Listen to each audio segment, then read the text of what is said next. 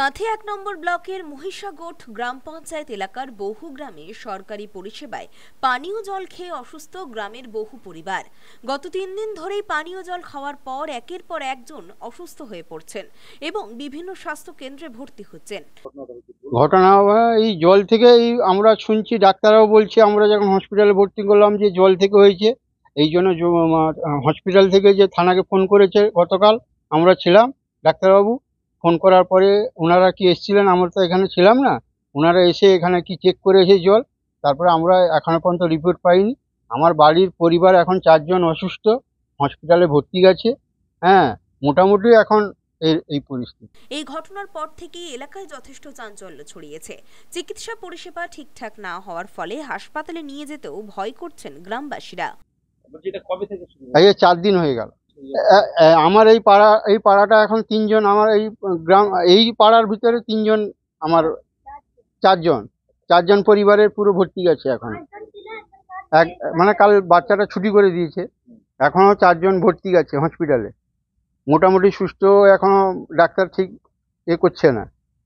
হ্যাঁ, এখন সেখানে আছে, এখন কিনা জল খাওয়া হচ্ছে। হ্যাঁ, জল খেয়ে কি হয়েছিল? জল খাওয়ার পরে কি হলো? পায়খানা, মানে প্রথম বমি থেকে 2টা বমি করার পরে ডাক্তার যখন ইঞ্জেকশন আমরা শুরু করলাম, বমিটা বন্ধ হওয়ার পরে পায়খানা শুরু মানে বন্ধ করা যায় না। এখানে ডাক্তার সবসময় হসপিটালে আমরা রাত 12টা 1টার সময় নিয়ে গেছি।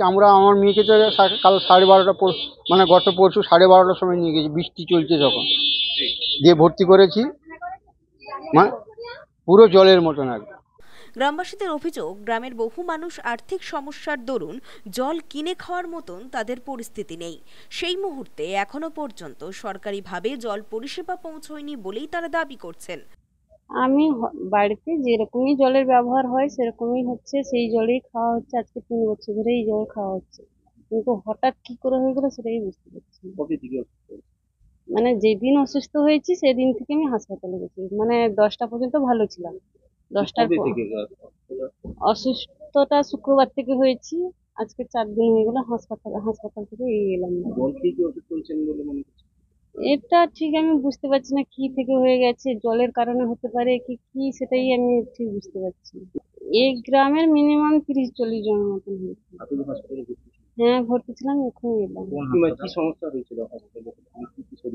সমস্যা বলতে মানে পায়খানা, বমিটা যাই হোক কমে গেল ওষুধ দিতেই, কিন্তু মেডিসিন খাওয়ার পরে তারপরে পায়খানা হতেই আছে, এ পর্যন্ত হচ্ছে, কিন্তু পরিমাণ একটু কমে গেছে বলে।